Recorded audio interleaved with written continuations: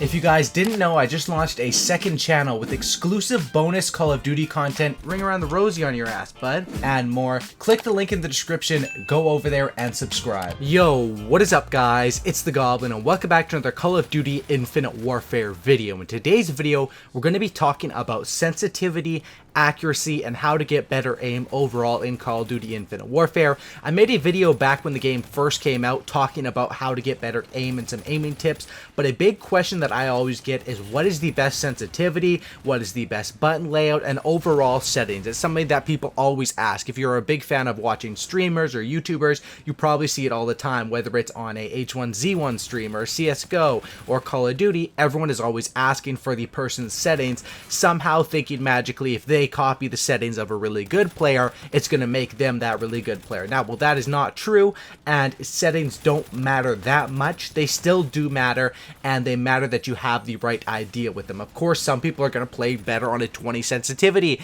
and that's why if a pro phase sniper has a 20 sensitivity, that doesn't mean you should have it too. So this video is going to be designed to teach you guys how to find your own pocket and what works for you the best. Hopefully you guys will enjoy this video on sensitivity and how to have a very good accuracy. If you guys could drop a like on this thing, I would much appreciate that. 2,000 likes is going to be the goal here, so if everyone watching this video could drop a like and we could hit 2,000, that would be absolutely amazing. Also subscribe to the channel if you guys are new, and let's get right into it. So sensitivity is something that probably I get asked the most, and as far as my sensitivity goes, in Call of Duty Infinite Warfare, I run a 5 and a 5, and what I mean by that is vertical and horizontal sensitivity is something that's sort of new to Call of Duty. Usually what I would recommend is keeping the two the same, just so you don't get off balance. So I've always kept it the same, and on Infinite Warfare I've usually always run a 5 and a 5 or a 6 and a 6, just depending on how I'm feeling. If I'm feeling like it's a bit slow, I'll move it up. If I'm feeling like it's a bit fast, I'll move it down. The more often you play, the higher sensitivity you can handle usually. So if I haven't played for a few days, I'll stick to that 5-5, but usually I'm just sticking around 5-5 as far as my sensitivity. Now, how did I find that sensitivity? It can be very confusing nowadays. Back in the old days of Call of Duty, there was just 10 sensitivities and that's it. Now there's 20 sensitivities, there's vertical sensitivities, there's horizontal sensitivities, and there are a lot of customizationable options available in the settings of Call of Duty nowadays. So, as far as sensitivity goes, what I recommend is start off with whatever you guys are playing with right now. Keep playing with that, but if you want to go higher, obviously the higher sensitivity the better as far as being able to snap onto targets and stuff like that. Now, as far as Call of Duty goes though, you don't need to have the best accuracy. I mean, you don't need to be aiming for people's heads, getting those one-shot headshots or anything like that, because the headshot multiplier on these Call of Duty games is like 1.2 or something like that. It's not even a big deal. All that matters is that you aim for the body and that you're able to spray people down, and that your accuracy is consistent, that you're not missing easy shots. So what I recommend doing with sensitivity is I recommend moving it up and move it up together, you know, horizontal up one, a vertical up one, and move it up until you find yourself at a sensitivity that you're not very comfortable on. So for example, a sensitivity like 8 would be uncomfortable for me, or 7 would be uncomfortable for me, and once you reach that one where you're not comfortable on, move it down 1, and then maybe even move it down 2 if you're still missing shots. If you're missing shots in Call of Duty, you should lower your sensitivity, and because that is one of the reasons why. Now, as far as a person that rushes with a shotgun, or a person that plays with a sniper, a one-shot gun where you have to snap onto targets, they should use a higher sensitivity. A person who sits back and camps with a, you know, M8A7 in Black Ops 3 or whatever, a person that plays very defensive and uses an NV4 should use a lower sensitivity than a person rushing, and that's basically it. The farther away you are, the lower sensitivity will be better. If you look at most pro players, they use a lower sensitivity around 5 or 6, and that's what I would recommend most people probably should be playing on.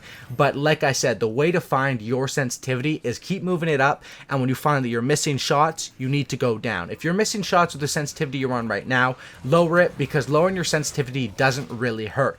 The amount of times you'll die from missing shots is way superior than the amount of times you're going to die because, oh, I couldn't turn around fast enough on that person. And the only reason when you won't be able to turn around and get people is if you're running a very low sensitivity, like 3 or under, which probably I would recommend getting used to something a little bit higher than that, because if your sensitivity is too slow that you're actually dying from that, that's a problem. And the thing with sensitivity in Call of Duty is it needs to be consistent and it needs to be good. Now, let's talk a little bit more about button layout and stuff like that, because a lot of people ask me about that. The button layout that I run is just tactical, and what tactical does is it switches around your B button, or I think it's going to be your circle button on the PS4. It switches that around with the right stick clicking that in. So it switches your crouch and your knife or your punch button. And the reason why I run that, originally the reason I started using that years ago, is because for drop shotting, back in the old Call of Duties that were boots on the ground, drop shotting was a big thing. And what you would do is you would hold down that right stick and you just drop to the ground, laying down on the ground, and then it would be harder for the enemies to hit you. Obviously, drop shotting isn't a very popular thing anymore because now it's all just jump shotting, jetpacks flying around. But I still like that tactical because it makes it easier to crouch down or lay down if you're getting shot at, you're weak, you want to crouch down behind some cover. Definitely try out tactical button layups. The amount of times you're going to be using your knife button is not very often in these new Call of Duty games because it's not even a one-shot knife. So I recommend crouch should be a more priority than knife, and that's why I would run tactical. Now, the other thing is that I have a Scuf Controller, and with the Scuf Controller, basically what a Scuf Controller is, it's a company I've been sponsored by for years, or no, I haven't been sponsored by them maybe for like a year or two, I think, but I've been using their products ever since Modern Warfare 3, I think is when I started. And what it does is it has two buttons on the back of the Scuf Controller, which allow you, I'm sure most of you guys probably know what it is, but basically it has these paddles on the back of the controller which allow you to jump and which allow you to crouch, or jump and knife, which basically, I mean, it could be jump and crouch, but when you're using tactical, it's jump and knife, and that really helps out because then you don't have to take your fingers off of the two sticks. You can just be jumping with that left paddle on the Scuf. The Scuf controllers are kind of expensive, but I definitely do recommend them in these futuristic Call of Duty games. They are kind of a requirement. Now, I know not everyone's going to have a Scuf, and if you want to get a Scuf, of course, you can use my code GOBLIN for a discount on them at checkout. But if you guys can't afford a Scuf, or for some reason you don't want to get a Scuf, there's also a solution to that, and that is bumper jumper. If you're playing with a normal PS4 or Xbox controller, you should 100% be using bumper jumper controls. And what bumper jumper allows you to do is it allows you to, instead of making it a button on the front of your controller to jump where you'd have to take your hands off the sticks, the button to jump now becomes the L1, I think it is, the closest one on the left trigger at the top to be able to jump. And what's so good about that is, me personally, I think that one usually runs with grenades or something, but I don't really use grenades. I don't recommend grenades in your class setups.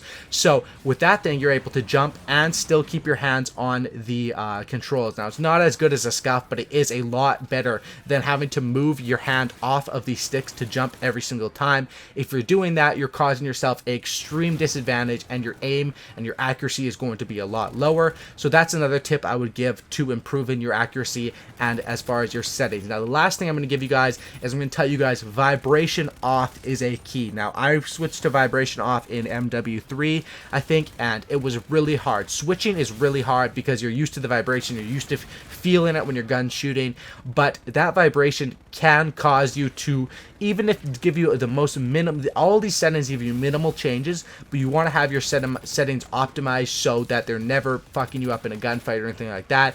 And the vibration can be something that can distract you, that can shake your aim even just the slightest bit. And in a game of complete snapping on targets and milliseconds between winning a gunfight and losing it, I recommend having vibration off. Of course, like I said, it's something that takes a while to get used to. When you first change it, you're going to hate yourself. You're going to say, this sucks, I'm going to go back. But eventually, you are going to get used to it. A lot of these changes take time to get used to, but they are worth it in the end. And those are the optimal settings, in my opinion.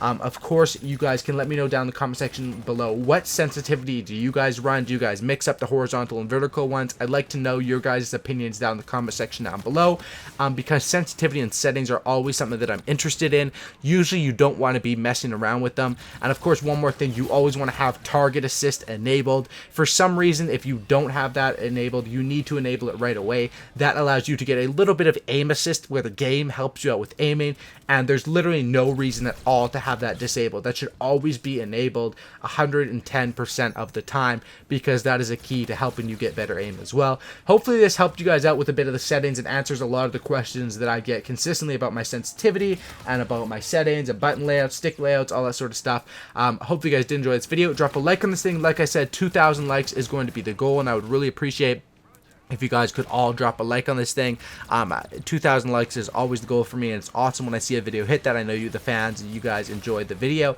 Also subscribe to the channel if you guys are new, and I'll see you guys tomorrow with another upload. Subscribe for a cookie, and don't looky, and I'm out. Peace.